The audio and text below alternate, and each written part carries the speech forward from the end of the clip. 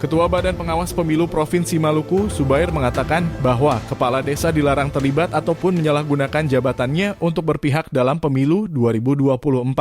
Kepala desa dan juga aparatur desa lainnya seperti sekretariat desa, pelaksana kewilayahan, dan pelaksana teknis dilarang untuk terlibat dalam politik praktis, ungkapnya kepada tribunambon.com Minggu 7 Januari 2024.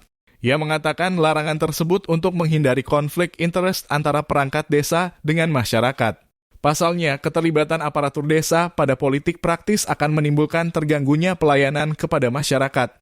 Berdasarkan pasal 280 Undang-Undang Nomor 7 Tahun 2017 tentang Pemilu, kepala desa, perangkat desa, dan anggota Badan Permusyawaratan Desa dilarang menjadi pelaksana garis miring tim kampanye paslon Capres-Cawapres.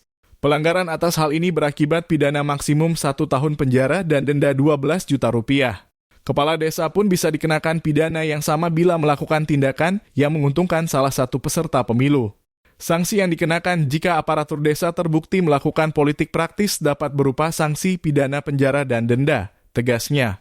Sebab itu dirinya mengimbau aparatur desa untuk tidak terlibat dalam kegiatan politik, baik sebagai kader maupun aktivis kampanye.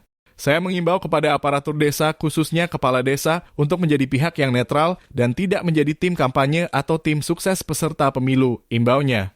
Kami juga meminta kepada seluruh masyarakat untuk bersedia melaporkan dugaan pelanggaran pemilu kepada Bawaslu di jenjang terdekat dari domisilinya serta sukarela menjadi pengawas pemilu partisipatif, tandasnya.